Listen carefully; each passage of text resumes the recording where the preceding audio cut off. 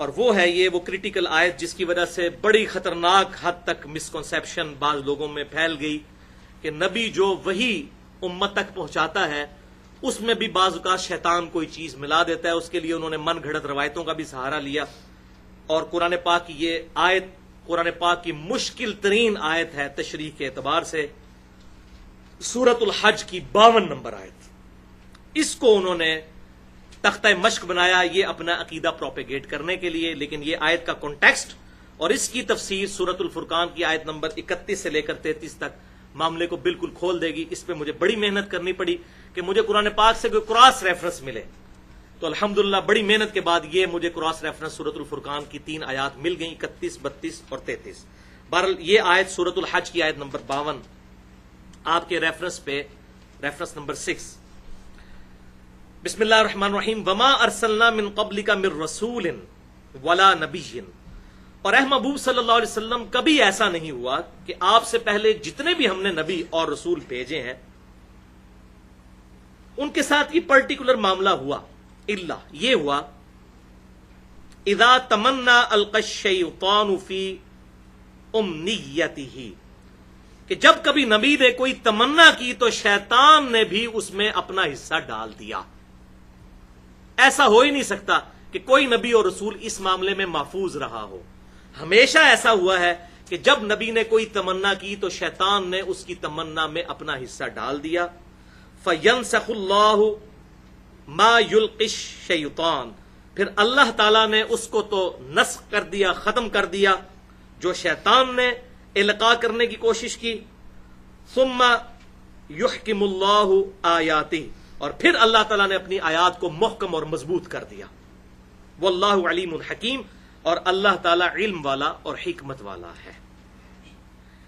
بعض لوگ اس بات کو نبی کی طرف لے گئے کہ نبی پر شیطان کو القاء کر دیتا ہے, معاذ اللہ استغفر اللہ, پھر اللہ تعالیٰ اس کا القاء ختم کر کے تو آیات کو محکم کرتا ہے. جو نبی پر وحی آتی ہے اس وحی کے دوران شیطان بھی کوئی وحی انجیکٹ کر دیتا ہے. یہ تو بھائی بالکل غلط ہے, یہ تو قرآن کے پورے فلسفے کے خلاف ہے, کیونکہ قرآن تو کہتا ہے کہ ہم نبی کی حفاظت کرتے ہیں. وما ينطق عن الهوى ان هو الا وحی یوحى. سورۃ الجن کی آخری آیت ہے کہ اللہ کی یہ شان نہیں کہ اپنے غیب پر کسی کو مطلع کرے مگر اپنے پسندیدہ رسولوں میں سے بھی, اور ان کی حفاظت پہ بھی فرشتے مامور کر دیتا ہے. اور یہ مضمون قرآن میں کئی جگہ آیا. اصل اس میں مخاطب ہیں عوام الناس.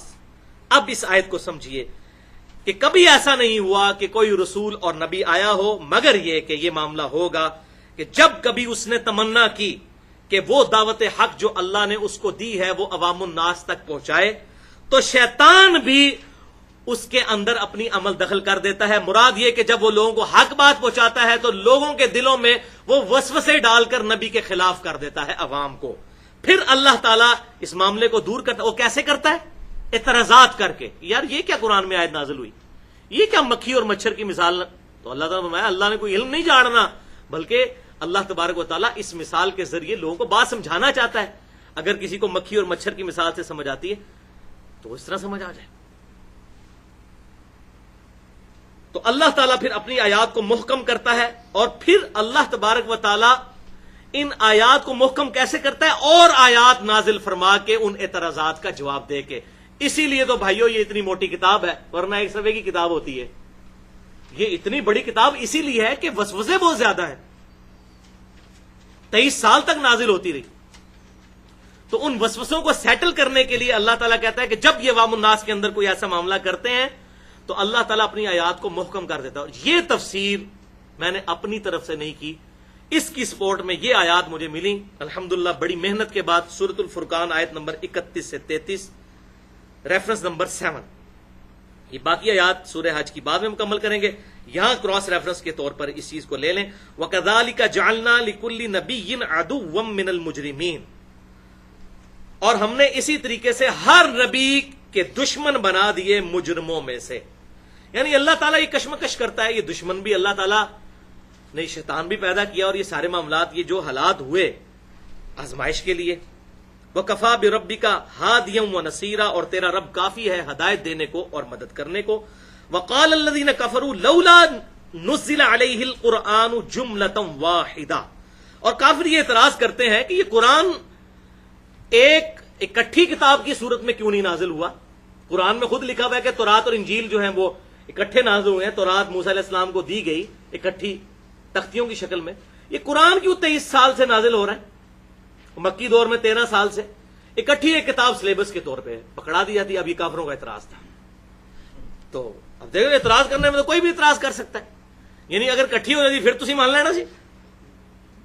عیسیٰ علیہ السلام پہ 12 بندے ایمان لے کے آئے. موسیٰ علیہ السلام پہ بھی ایمان لانے والے تو 6 لاکھ کے قریب تھے. جب قتال کی واری آئی تو 2 بندے ساتھ رہ گئے, باقی سارے ادھر ادھر ہو گئے. تو یہ اعتراضات دل بےمان تھے اجٹا ٹیر جنہوں سے پنجابی کہنا ہے کہ دل میں بےمانی ہو تو پھر جھوٹے دلائل تو بہت گھڑے جا سکتے ہیں. تو یہ کافر اعتراض کرتے ہیں یہ کتاب اکٹھی کیوں نہیں نازل ہوئی؟ تو اللہ تعالیٰ فرماتا ہے کذالک, یہ اس لیے ہے لنثبت به فؤادک ورتلناہ ترتیلا, یہ اس لیے کہ محبوب صلی اللہ علیہ وسلم ہم آپ کو اس کے ذریعے مضبوط کریں اور ٹھہر ٹھہر کر کے آپ پر یہ کتاب پڑھیں. مراد یہ کہ آپ صلی اللہ علیہ وسلم کے لیے گائیڈ لائنز ہیں. مسلسل 23 سال سے آپ کا اللہ تعالیٰ کے ساتھ ڈائریکٹ رشتہ برقرار, اور آپ کو آہستہ آہستہ اس کے ذریعے مضبوط کیا جا رہا ہے. پہلے گائیڈ لائنز آتی ہیں, اس پر عمل کرتے ہیں, نئی آزمائشیں آتی ہیں, پھر اللہ کی طرف سے گائیڈ لائنز آہستہ آہستہ ایوالو ہوتے ہوئے صحابہ اکرام کی ایک جانثار جماعت آپ کے پاس تیار ہو گئی ہے. اس لیے کہ آپ کے دل کو مضبوط کرتے ہیں ہم اس کے ذریعے, جو کہ اللہ تبارک تعالیٰ نے سورہ حشر میں بھی فرمایا کہ اگر یہ کتاب نازل ہوتی پہاڑوں پر تو ریزہ ریزہ ہو جاتے پہاڑ. نبی صلی اللہ علیہ وسلم کے مبارک دل پہ آہستہ آہستہ اس کو نازل کیا گیا تاکہ آپ کے دل کو مضبوط کیا جائے اس کے ذریعے. وَلَا يَأْتُونَكَ بِمَثَلٍ إِلَّا جِئْنَاكَ بِالْحَقِّ وَأَحْسَنَ تَفْسِيرًا, اور اے محبوب صلی اللہ علیہ وسلم تم دیکھو کوئی ایسا اعتراض نہیں, یہ لے کر آئیں اور ہم اس کا کوئی نہ کوئی معقول جواب آپ کو تعلیم فرما دیتے ہیں. احسن تفسیرا. اب اس کو اوپر جوڑ لیں سورہ حج کی 52 نمبر آیت کے ساتھ کہ اللہ تعالیٰ فرماتا ہے جب کوئی شیطان کوئی کام ڈالنے کی کوشش کرتا ہے تو اللہ تعالیٰ شیطان کی اس معاملے کو پیچھے کر کے اپنی آیات کو محکم کرتا ہے. مراد یہ اس کا جواب دے دیتا ہے. اسی طریقے سے سورۃ الانبیاء میں آیا کہ یہ کافر جن کو پوج رہے ہیں, جن پتھروں کو, اللہ تعالیٰ ان پتھروں کو بھی دوزخ میں ڈال دے گا, ان بتوں کو بھی دوزخ میں پھینکے گا. تو کافروں نے مذاق اڑانا شروع کر دیا. اچھا اس کا مطلب ہے جتنے جھوٹے معبود بنائے گئے ہیں وہ دوزخ میں جائیں گے, تو عیسیٰ علیہ السلام کو بھی پھر دوزخ میں ڈالا جائے گا, کیونکہ عیسیٰ علیہ السلام کو بھی تو پوچھتے تھے عیسائی. اب پتا تو کافروں کو بھی تھا کہ عیسیٰ علیہ السلام نے اپنی عبادت تو خود نہیں کروائی, وہ تو الحمدللہ امام الموحدین تھے, یہ تو لوگوں نے ان کے لیے ڈیوینٹی کلیم کی. پھر اللہ تعالیٰ نے اس کا جواب بھی دیا سورہ زخرف کے اندر کہ محبوب صلی اللہ علیہ وسلم یہ جو عیسیٰ کی مثال انہوں نے آپ سے بیان کی, آپ ٹینشن نہ لیں, یہ حجت بازی کرنے کے لیے کی. حالانکہ ان کو بھی پتا ہے کہ ہمارے خاص بندے تھے اور وہ قیامت کی خبر ہے, یعنی نزول عیسیٰ جو ہے یہ قیامت کی خبر ہے. اسی پہ میں نے مسئلہ نمبر 12 حیات مسیح اور نزول مسیح علیہ السلام, اس میں اس آیت کو بھی ثبوت کے طور پر پیش کیا ہے. تو ہر چیز کا اللہ تعالیٰ معقول جواب الحمدللہ تعلیم فرما دیتا ہے. اب اس کی حکمت کیا ہے کہ ایسا کیوں ہوتا ہے کہ نبی دعوت دے رہا ہے, شیطان اپنا کام ڈال رہا ہے, پھر اللہ تعالیٰ آیت نازل کر رہا ہے. یہ اس کا ثبوت تو سورہ حج کی 52 نمبر آیت کی اگلی آیات پڑھ لیجئے, 2 آیات 53 اور 54. یہ کس لیے ہے؟ لِيَجْعَلَ مَا يُلْقِ الشَّيْطَانُ فِتْنَةً لِلَّذِينَ فِي قُلُوبِهِم مَرَضٌ. یہ اس لیے ہے تاکہ ہم شیطان کی ان باتوں کو آزمائش کا ذریعہ بنا دیں ان لوگوں کے لیے جن کے دل کے اندر مرض ہو چکا ہے, جنہوں نے بات نہیں ماننی. والقاسیہ, اور ان کے دل سخت ہو چکے ہیں, قاسیۃ القلوبہم, ان کے دل سخت ہو چکے ہیں, یہ ان کے لیے آزمائش بن گئی ہے. اب اس بات کو اس سے بھی جوڑ لیجئے, جو یہ اکثر لوگ معاذ اللہ قرآن کی توہین کرتے ہیں, کہتے ہیں جی قرآن میں آیا یضل بہ کثیرا ویہدی بہ کثیرا, اللہ تعالیٰ اس کتاب کے ذریعے لوگوں کو گمراہ کرتا ہے اور ہدایت دیتا ہے. استغفر اللہ, یہ کانٹیکسٹ ہی نہیں ہے اس کا. یہ سورۃ البقرہ کی آیات پیچھے سے شروع ہوتی ہیں کہ کافر اعتراض کرتے ہیں کہ مکھی اور مچھر کی مثال قرآن میں کیوں آئی. تو اللہ تعالیٰ فرماتا ہے کہ ہمارا مقصد تو علم جھاڑنا نہیں بلکہ بات سمجھانا ہے. پھر اللہ تعالیٰ نے یہ الزامی جواب کے طور پر کہا تاکہ اللہ تعالیٰ اس کے ذریعے تمہیں گمراہ کرے. کیوں گمراہ کرے؟ کہ تم اس مثال کو ماننے کے لیے تیار ہی نہیں ہو رہے, اور ہدایت دے ان کو جو قرآن کو مان لیں. لہٰذا جو قرآن پڑھ کے قرآن کے اوپر عمل کر رہے ہیں نا, وہ ہے ہدایت والے. اور جو کہہ رہے قرآن ڈائریکٹ نہ پڑھو گمراہ ہو جاؤ گے, بیسیکلی وہ ہے یضل بہ کثیرا. اور کہتے ہیں جی قرآن پڑھ کے لوگ گمراہ ہو جاتے ہیں. قرآن میں کہیں نہیں لکھا ہوا قرآن پڑھ کے لوگ, یہ تو قرآن کا مقدمہ ہی ختم ہو جائے گا یہ قرآن تو ہے ہدل للناس سورۃ البقرہ میں، وبینات من الہدی والفرقان، ہدایت کی روشن دلائل اور حق اور باطل میں تمیز کرنے والی کتاب۔ اگر ہم یہ کافروں کے یہ کتاب پڑھ کے آپ گمراہ بھی ہو سکتے ہیں اور صحیح بھی ہو، کہیں گے جی اپنے کول رکھو کتاب، استغفر اللہ، آؤٹ آف کنٹیکسٹ کوٹ کیا ہے۔ اللہ تعالیٰ نے ٹانٹ کیا کہ کافروں جب اس کتاب کی تم واضح باتوں کو نہیں مانتے تو تمہاری گمراہی میں اضافہ ہوتا ہے۔ ہم یہ اس لیے نازل کرتے ہیں کہ ایمان والوں کو اس سے اور ہدایت ملے اور تم لوگ اس کا انکار کر کے خود گمراہ ہو، انکار کر کے نہ کہ مان کے۔ اور یہاں پر بھی اللہ تعالیٰ فرما رہا ہے یہ ہم اس لیے کرتے ہیں تاکہ شیطان فتنہ کھڑے کر دے ان لوگوں کے لیے جن کے دلوں میں مرض ہے اور جن کے دل سخت ہو چکے ہیں۔ وَإِنَّ الظَّالِمِينَ لَفِي شِقَاقٍ بَعِيدٍ، اور یہ جو ظالم ہیں یہ تو دشمنی میں بہت آگے جا چکے ہیں، حق بات نظر بھی آ رہی ہے نا پھر بھی نہیں ماننے۔ اور یہ ہمیشہ سے ہیومن انسٹنکٹ ہے، آج تک ہے۔ اب کسی بھی سنی سے پوچھ لیں کہ جی اہل سنت کی سب سے معتبر کتاب کون سی ہے حدیث کی، کہے گا جی بخاری اور مسلم۔ اور اس سے پوچھیں بھائی بخاری اور مسلم میں نماز کا جو طریقہ لکھا ہوا ہے آپ کو پتا ہے؟ تو 95% سنی اس طریقے پہ نماز ہی نہیں پڑھ رہے دنیا کے۔ ادھر آگے وہ کتاب بیک گراؤنڈ میں چلی جائے گی، ان کے لیے ازمائش بن جائے گی۔ پھر کبھی کچھ کہیں گے جی وہ فلانی 6 لاکھ حدیثاں یاد سنتے، اینیاں کٹا دیتی ہیں تو اینیاں ودا دیتی ہیں۔ 6 لاکھ حدیثیں نبی صلی اللہ علیہ وسلم کی کہاں سے آئیں بھائی؟ وہ ترک تھے، آپ کی ٹوٹل حدیثیں 10,000 ہیں، وہ 6 لاکھ ترک ہیں۔ اس میں نے مسئلہ نمبر 36 ضعیف الاسناد اور من گھڑت احادیث کے فتنے کا تحقیقی جائزہ 87 منٹ کی گفتگو الحمدللہ اس حوالے سے کی ہے۔ تو مخالفت پہ کوئی بندہ اتر ہے تو کبھی بھی حق بات نہیں مانتا، چاہے آپ اس کو قرآن حدیث کھول کے بھی دکھا دیں۔ اور دوسری طرف کیا ہے؟ وَلِيَعْلَمَ الَّذِينَ أُوتُوا الْعِلْمَ، تاکہ جان لیں اہل علم، علم والے لوگ، جذبات والے لوگ نہیں، جو علم کے اوپر اپنے عقائد و نظریات کی بنیاد رکھنا چاہتے ہیں، أَنَّهُ الْحَقُّ مِن رَبِّكَ، کہ یہ کتاب حق ہے آپ کے رب کی طرف سے۔ ان کو تو یقین ہو جائے گا، جن جن آیات پہ یہ اعتراضات کریں گے مومنین کو وہی آیات ایمان کے بڑھنے کا سبب بن رہی ہوں گی۔ الحمدللہ من ربک، تیرے رب کی طرف سے، فیؤمنوا بہ، اور وہ اس پر ایمان لائیں، فتخبت لہ قلوبہم، اور تاکہ ان کے دل جھک جائیں اس کتاب کی طرف۔ وان اللہ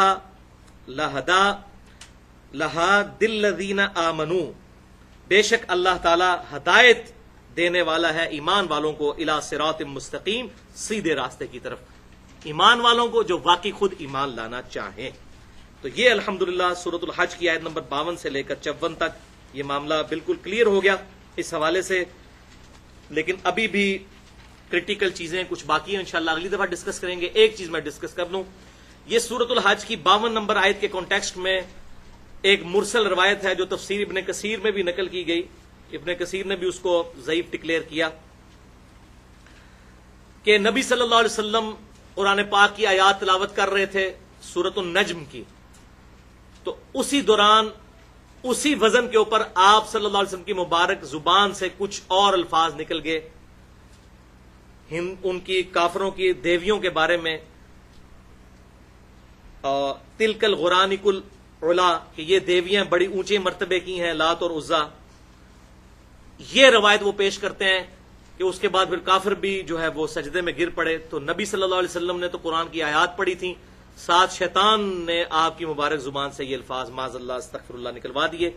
یہ بھائیوں بالکل جھوٹی روایت ہے، اور اس کا میں نے پوسٹ مارٹم مسئلہ نمبر 36 اسی ضعیف الاسناد اور من گھڑت احادیث کے فتنے کا تحقیقی جائزہ، اس میں جو میں نے 5 جھوٹی اور ضعیف روایتوں کی مثالیں دی ہیں کہ جن کی وجہ سے دین کا بیڑا غرق ہوا ہے، اس لیے صحیح حدیث پر ایمان لانا ضروری ہے، ان میں سے ایک مثال یہ بھی ہے۔ یہ بالکل جھوٹی روایت ہے، اس کی اسلام میں کوئی حیثیت نہیں ہے۔ اب یہاں پر یہ بات بھی یاد رکھیں کہ آپ صلی اللہ علیہ وسلم یا انبیاء کرام علیہ السلام دین پہنچانے کے حوالے سے 100% اللہ تعالیٰ کی حفاظت میں ہوتے ہیں، ان پر کوئی شیطان کا غلبہ نہیں آتا۔ لیکن جہاں تک دنیاوی معاملات کا تعلق ہے، صحیح مسلم میں اوپر تلے 4 طرق موجود ہیں کہ آپ صلی اللہ علیہ وسلم نے ارشاد فرمایا، وہ بڑا ڈیٹیل واقعہ ہے، ابھی ٹائم نہیں بیان کروں، تبیر نحل والا واقعہ، وہ کھجوروں کی پیوند کاری اور گرافٹنگ والا واقعہ، اس میں آپ صلی اللہ علیہ وسلم نے اینڈ پہ ارشاد فرمایا، انتم اعلم بامر دنیاکم، دنیا کے کاموں کو تم بہتر سمجھتے ہو۔ اور اس میں آگے الفاظ ہیں صحیح مسلم میں، ابو داؤد میں بھی موجود ہے یہ حدیث، مسلم میں 4 طرق اس کے موجود ہیں کہ جب کبھی میں تمہیں اللہ کے ریفرنس سے کوئی بات بتایا کروں تو اس کو من و ان قبول کیا کرو. ہاں جب تمہارے دنیاوی معاملے میں کوئی تمہیں مشورہ دوں تو تم خود دیکھ لیا کرو دنیا کے کاموں کو تم بہتر سمجھتے ہو, جو تمہارا اپنا ایکسپیرینس ہے. اب دیکھیں نا, جو آج اس وقت سائنس نے جو ترقی کی ہے, یعنی کہ وہ 550 مسافروں کو لے کے ایئر بس A380 آسمان میں اڑ رہی ہے, اور کہاں لوگ 4 مہینے میں حج کے لیے پہنچتے تھے اور اب 4 گھنٹے میں پہنچ جاتے ہیں. اب یہ صحابہ کرام کو تو یہ چیزیں, یہ ٹیکنالوجی نہیں پتا تھی نہ ان کا یہ فریم آف ریفرنس تھا. تو یہ انسان کو جو اللہ تعالیٰ نے وقت کے ساتھ ساتھ ایوولوشن کرائی, ترقی کروائی, اس حوالے سے, اور یہ حدیث تعبیر نحل والی میں نے پوری حدیث, اور اس حوالے سے اسلام کا کیا کنسپٹ ہے, آپ صلی اللہ علیہ وسلم نے امت کو کلیئر کٹ ایک ویژن دے دیا. انتم عالم بامر دنیاکم, اس حوالے سے 35 منٹ کی میری گفتگو ہے مسئلہ نمبر 39 کے نام سے, علم وحی اور علم سائنس کی اہمیت اور ان کا دائرہ کار. یہ بڑی امپورٹنٹ اور ٹیکنیکل گفتگو ہے. اس حوالے سے اللہ تعالیٰ سے دعا ہے جو حق بات میں نے کہی اللہ تعالیٰ ہمارے دلوں میں راسخ فرمائے. اگر جذبات میں میرے منہ سے کوئی غلط بات نکل گئی تو اللہ تعالیٰ ہمارے دلوں سے محو کر دے.